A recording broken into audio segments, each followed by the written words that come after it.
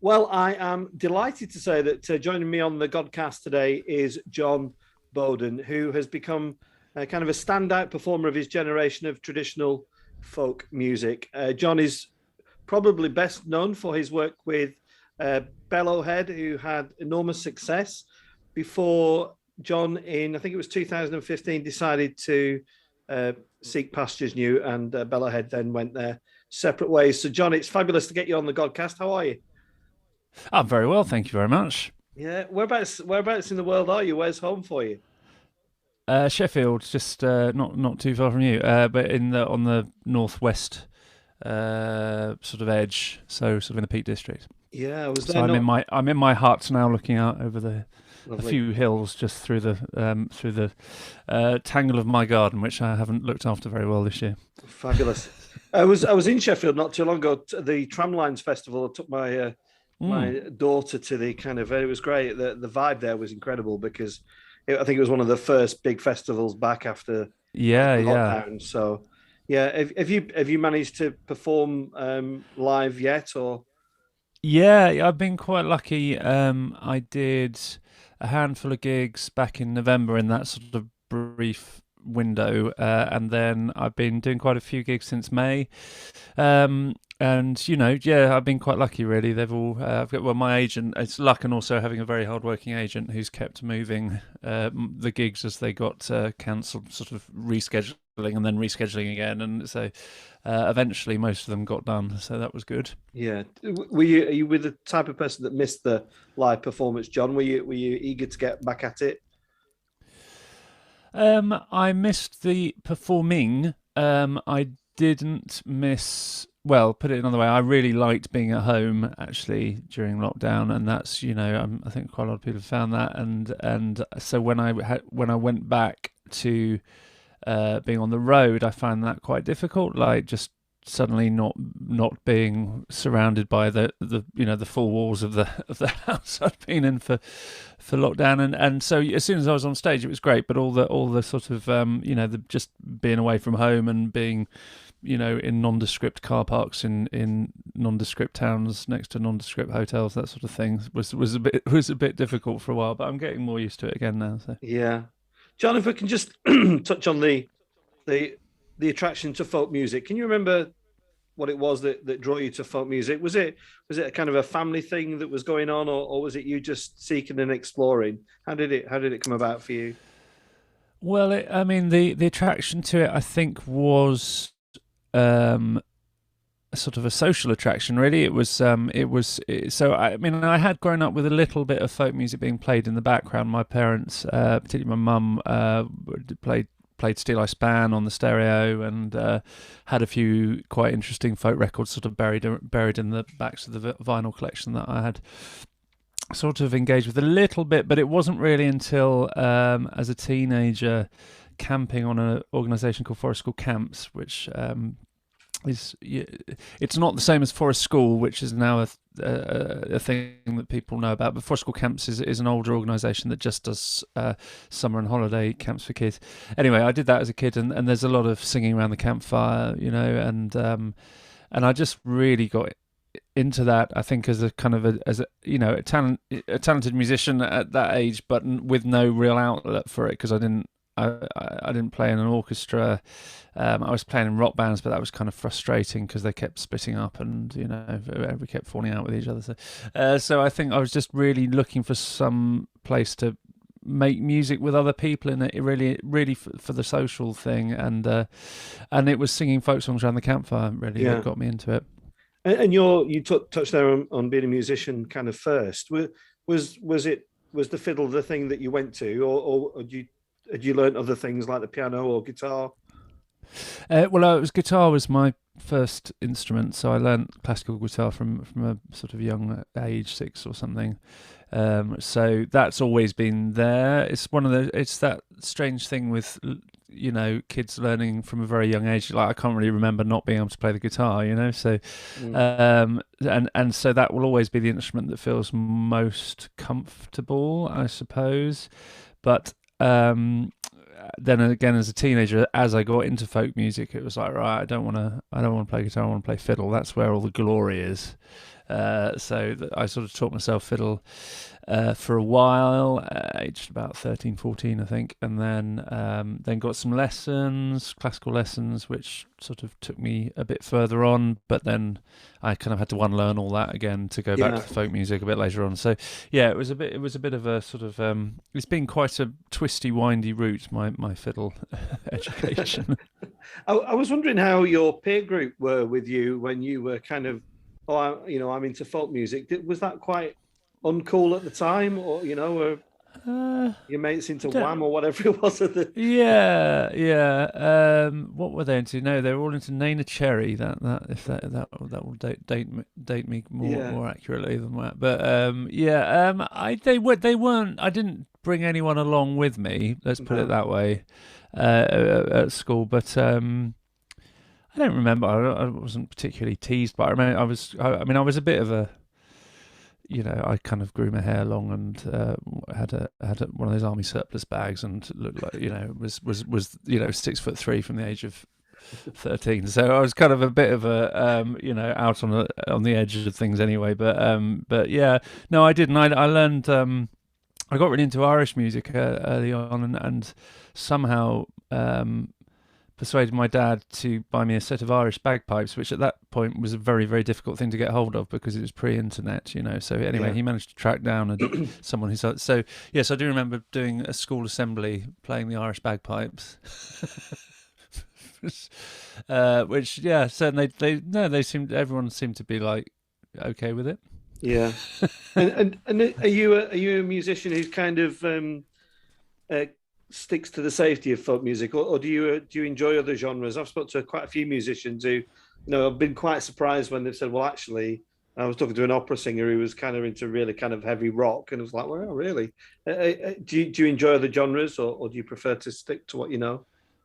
I mean, to listen to, I just more and more find myself listening to music that I don't perform. So a lot of classical, but not classical as in Mozart, sort of pre-Mozart or post Beethoven classical. That's sort of my thing. And yeah, so I like quite a lot of choral music actually, sort of early choral music, but jazz as well. I quite like listening to jazz. So I don't know if that's about. I think sometimes when you, I mean, it's a bit of a downside to doing music as a career is that now I tend to analyze everything that I listen to. So if it's in any way related to what I do professionally, I can still enjoy it, but one part of my brain is evaluating it or working out what's going on or working out why I haven't done what they're doing. So Mm-hmm. it's sort of I find it's a slightly different. If I don't find it stress free, let's put it that way. Whereas if I put classical or jazz on, then it's just sort of I can just enjoy that on a more sort of Yeah. detached level. Uh, But to play, I mean, I would love to play jazz. I've sort of dabbled with stuff, but not got very far with it. So that's on my list of things at some point to do. Classical, I think I've missed the boat on that really. okay. Fair enough. I think you have to start very young and be very good at it to play classical music. But yeah, Yeah. And John, you went to Durham Uni, I noticed, which is also a hotbed of an arena for training priests, the Church of England. absolutely, yeah. Yeah, did your paths ever cross with anybody budding theologians up there?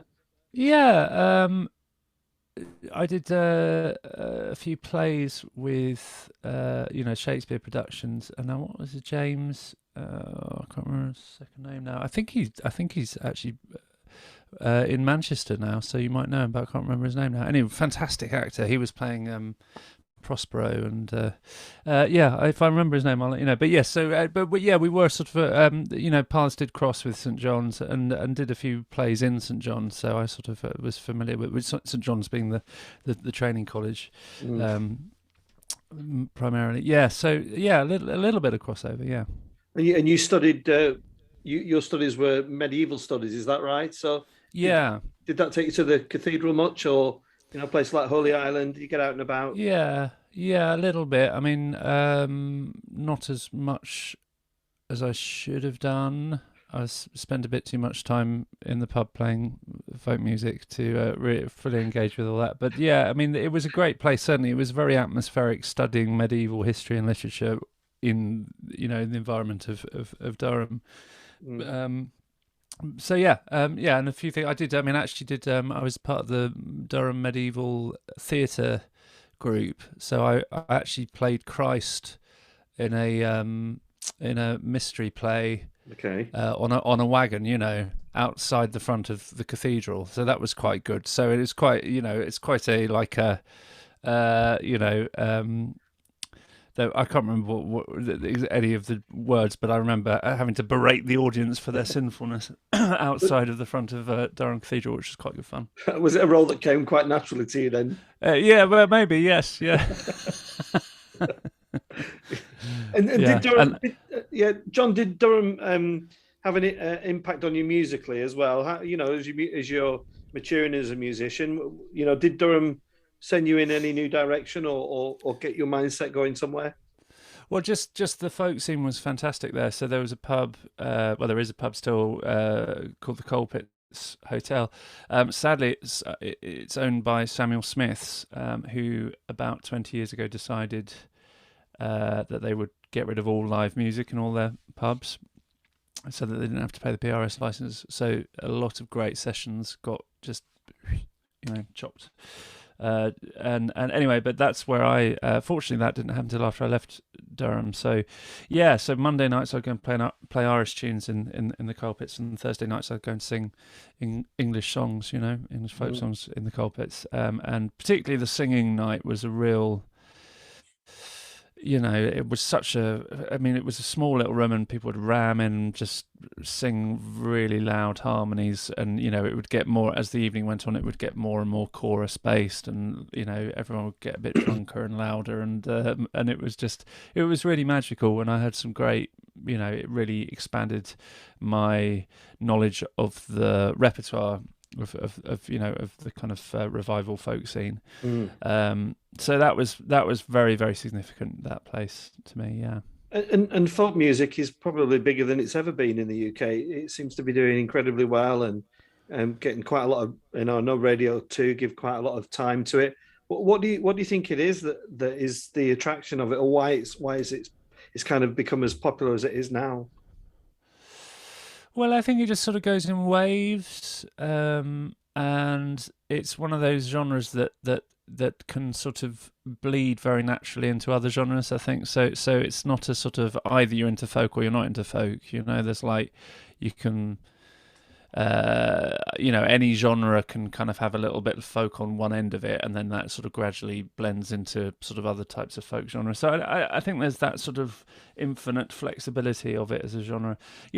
People use the term folk very broadly, so sometimes it just means the fact that someone's using an acoustic guitar, or then on the other end of it, it's sort of only songs that are 200-year-old songs that are sung unaccompanied, So it's sort of, it's partly because I think the terminology is so broad, but I don't know. It sort of seems to come and go and come into favour with the powers that be in the radio end of things. And then actually at the moment I'm not sure it is getting that much coverage on Radio 2. I think compared to a few years ago, it's maybe in a bit of a lull. Although having said that, Scaryville just had their track played a lot for quite a few months. So I don't know. It just comes, it ebbs and flows, I suppose. Yeah. And when you got together when you put Bellowhead together, was there a strategy, or was it just to play music? Did you anticipate that you would become as popular and successful as you were? Yes, there was a strategy. No, we didn't anticipate that level of success. The plan was, and the impetus was that it was quite clear that there was a gap in the market for a sort of festival headliner band that played English traditional music, because a lot of the English folk festivals at that time had a lot of English traditional acts playing, but they all tended to be lower down the bill. And then for that headliner slot, they'd quite often get a big Scottish or Irish or French Canadian or Basque, or world music band would come in and sort of do that, you know, everyone up on their feet dancing at the end of the night kind of thing. So it was just quite clear that there was a gap for that band. I mean, to the extent that it had been talked about by lots of other people. And when I think when Bellowhead actually did it, I think there were quite a lot of people going, "Oh, we were thinking of doing that. We didn't get Yeah. around to it." Do you know what I mean? It wasn't like it was quite obvious. In a way, it's just that we got on with it. You know, so the plan was very much to just put the band together in order to do festivals and get those big festival slots.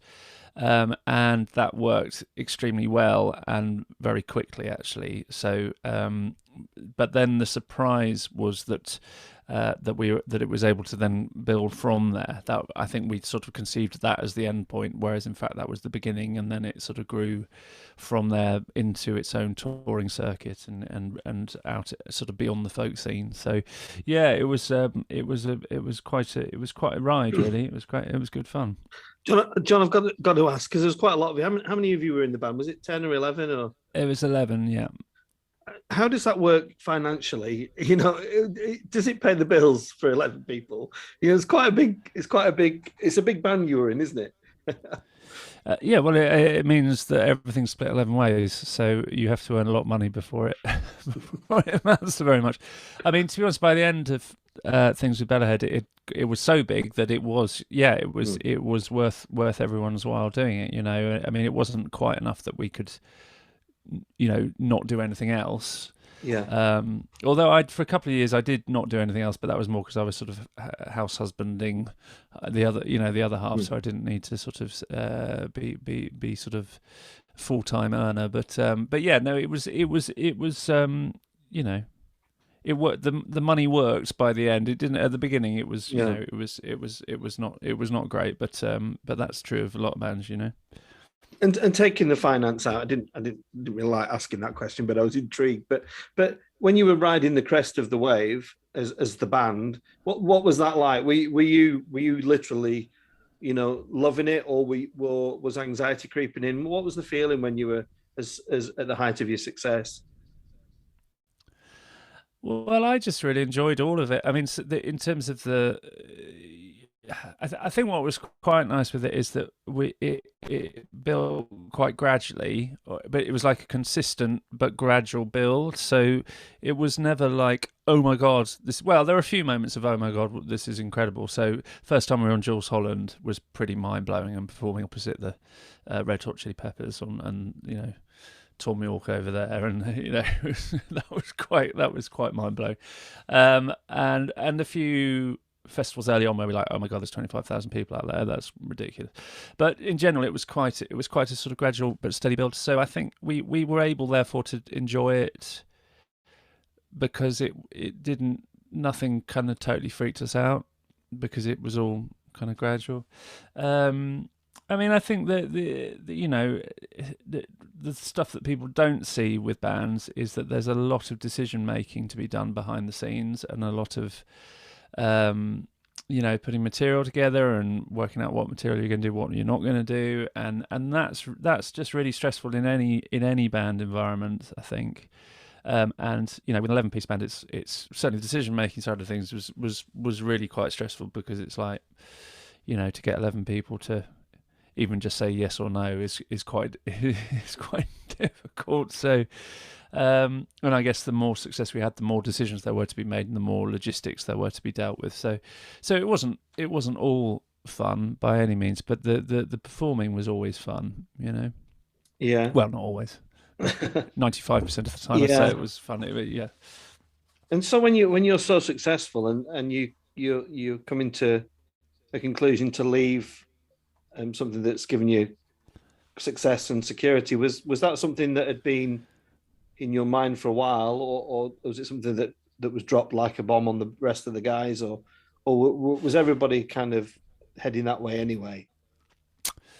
Um, sort of neither of those really. It was not. I don't think it was completely out of the blue, but equally, I don't think it. You know, we could have carried. We were. I mean, I when I told them that I was that I wanted to leave, my assumption was that they would carry on without me, and I was quite surprised when they decided that they didn't want to do that. So in a sense, it was a surprise, I guess, but in another sense, the fact that they decided they didn't want to carry on without me suggests that maybe there was a sense of it being not a bad time to, quit while we're ahead, kind of thing. So yeah, it was difficult to sort of, it just, leaving anything is difficult, isn't it? But they were all really cool about it, and they all understood.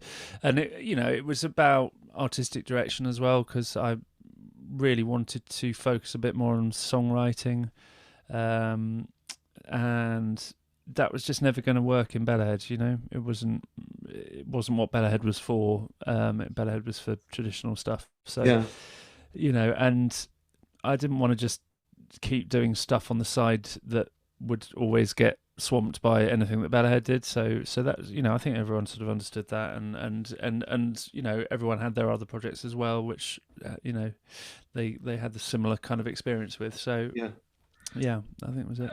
And after that, John, how was it? I recently interviewed Chris Difford from Squeeze, and Yeah. and asked him similar question, like, once you'd gone your separate ways, how often did you think about Glenn and the rest of the band? And he kind of said, well, at first every day, and then you kind of get into your own thing. Was there any? I suppose what I'm asking you is, was there any guilt attached to it after the split had been made, or any regrets? Well, not really, because we had these two big tours after I announced that I wanted to leave, and then because of that we booked two farewell tours. Well, it was one long one, but it was spread over sort of 3 months, and so they were just fantastic. Those tours, they were just the most fun, the most successful, most sort of joyous tours that we'd done. So it was a really nice way to finish, actually, and I think we were all kind of closer at the end of that, because there was no sort of stress on it. It wasn't any issue of what are we going to do next, what needs to be done. It was just, let's just appreciate what we've got, and I think everyone felt like that about that last tour. So it was a very positive and happy and kind of loving, even that's a strange word, but there was we sort of felt quite sort of it was very nice ending anyway. So I think that meant that it wasn't too awkward. I mean, we didn't then meet up. We kept talking about trying to meet up sort of once a year or something, just to go drinking, basically. But that happened once, but only with about half the band. I didn't manage to make that one. So it wasn't really until that we did this reunion gig in November that we were all in the same room together. And in fact, Andy Mellon wasn't there. But yeah, so it was no, it was fine. What was that like when you got back together? Was that a joyous occasion for you? Oh yeah, it was great. I mean, it was kind of weird, because it was a bit like no time had elapsed at all. We just sort of walked in. It was like another dressing room, and all right, here we are again. Yeah, but it was like, oh, it was 5 years, and everyone was in masks. So that was weird. But yeah, it was really great to see everyone. Really great to play. I mean, everyone was a little bit nervous. We hadn't played for 5 years, but I think because of that, everyone prepared really well. So actually, we played really well, because there was none of that sort of, oh, it'll probably be fine. I probably don't need to practice that, which was always a sort of temptation when with a band that you played with a lot. It's sort of easy to assume that you're just going to be able to do it, and most of the time you can, but anyway, in this case, we all turned up having really worked very hard to be on top of all the material. So it was just quite a pleasure playing in that environment when we were just playing, I think, as well as we've ever played. Yeah, yeah. John, this is the Godcast, so I've got to ask the kind of standard question: where are you with faith and things? Is it something that you've given it much time to, or not, or what's your position? I'm pretty dyed-in-the-wool atheist. I mean, as a young teenager, I remember being like didn't really know. I mean, I grew up.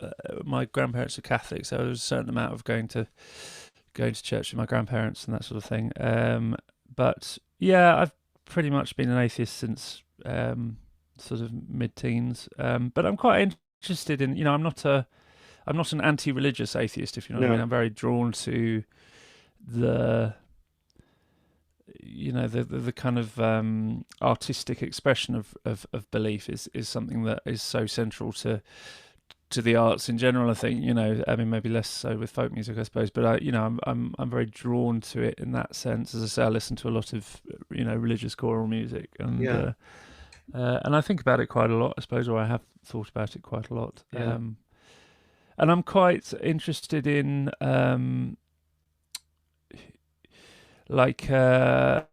humanism rather than atheism, I suppose, in the sense of there being a purpose, even though I don't see it as a supernatural purpose. But actually, I think there are sort of links.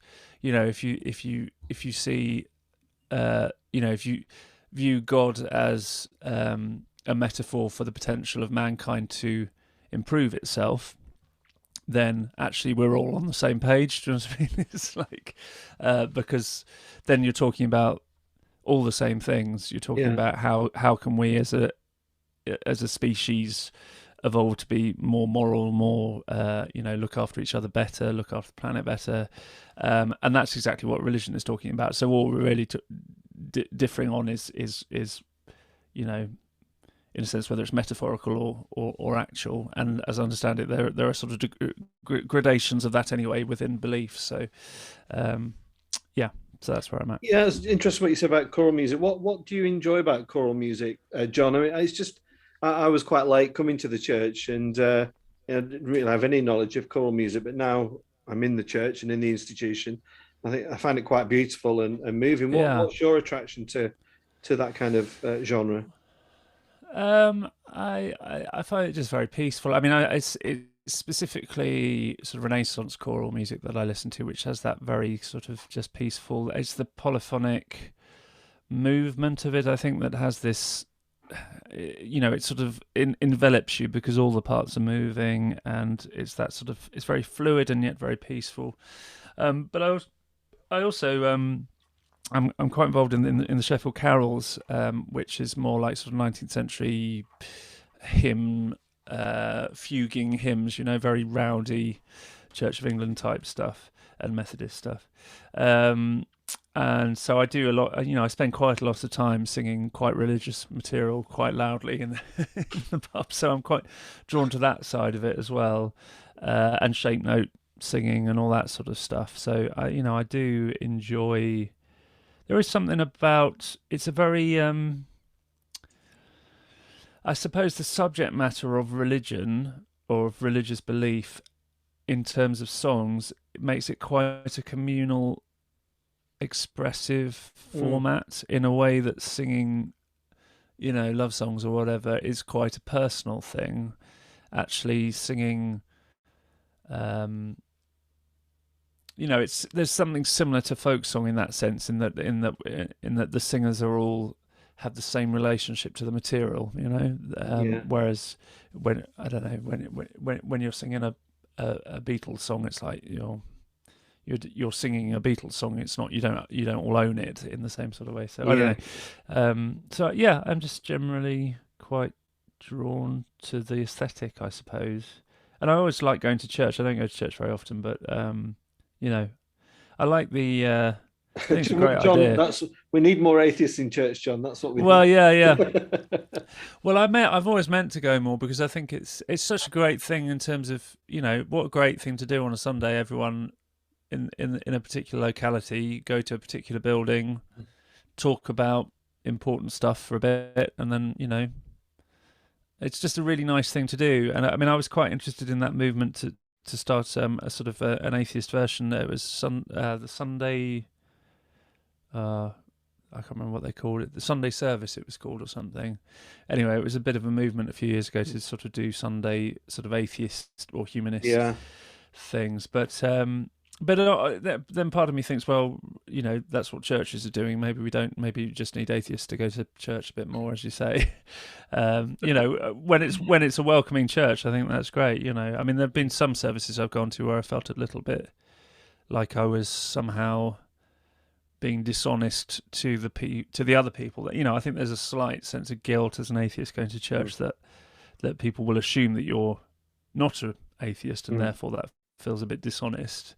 But I think it depends on the church, doesn't it? And also, yes. I think in general, it just feels like people are more open to it now than they were certainly when I was a kid. Yeah, fascinating stuff, John. And on the other side of Bellowhead, you've had a busy career. Have you enjoyed being a solo artist? Has that been fruitful and an endurable period of your life for you? Yeah, it has. I mean, it's all these different lineups have their pluses and minuses. It's lovely having a bit more freedom on stage to do whatever I feel like doing, just in small ways sometimes, just like, I'll just do an extra chorus or I'll drop that verse or whatever. Do you know what I mean? That doesn't seem like a big deal, but actually it's quite a sense of freedom on stage to have that. And just for, it's just been interesting doing more singer-songwriter stuff, and it's a very different relationship with the audience. So I guess I found it interesting, and I always like to.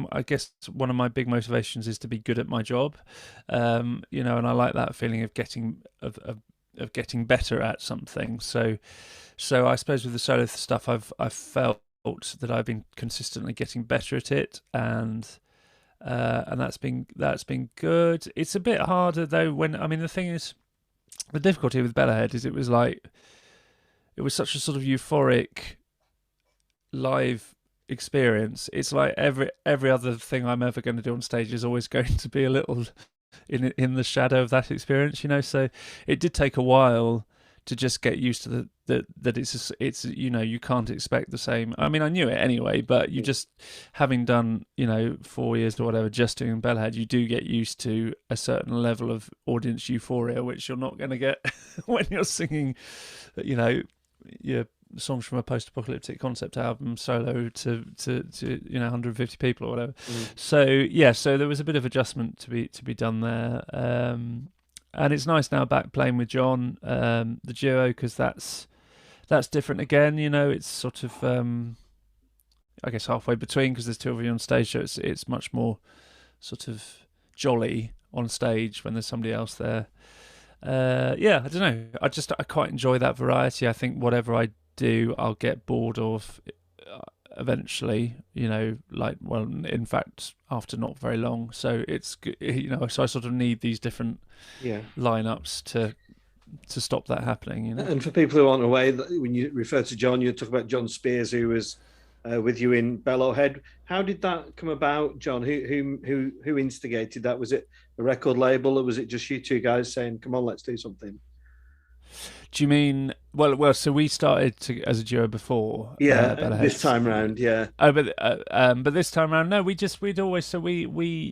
stopped playing as a duo in, I think, 2017, I think. And the reason was that everything was just getting very stressful, because it was like Spiers and Boden were, in conflict with Bellowhead, and Bellowhead was in conflict with my solo stuff, and it was just it was kind of like everyone wanted time and more, and release schedules and media. It was like we were all competing for the same thing.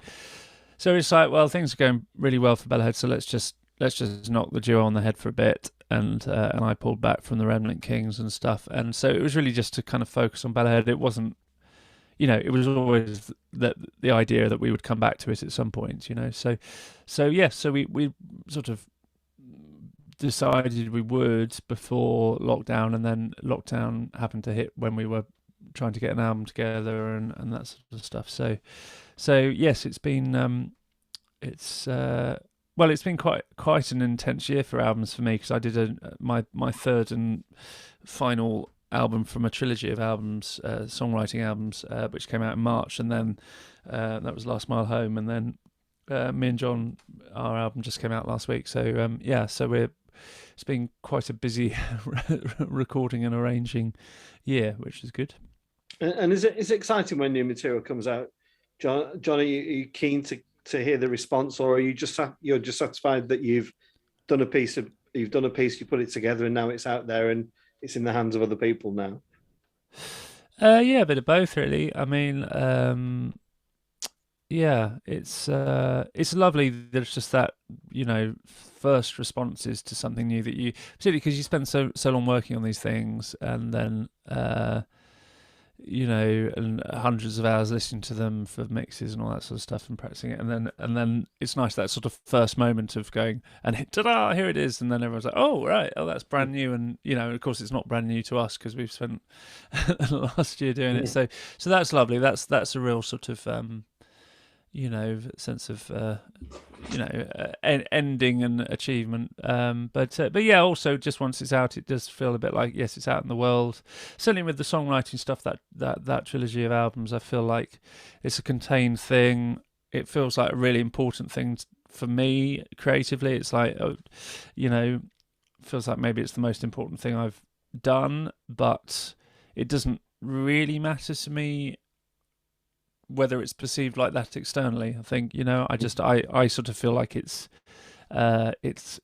central to my creative achievements or whatever. But and so that's enough. It's like obviously it'd be great if it sold loads of copies, but it's there is something kind of cathartic about starting a project, creating it and finishing it, and then sort of moving on.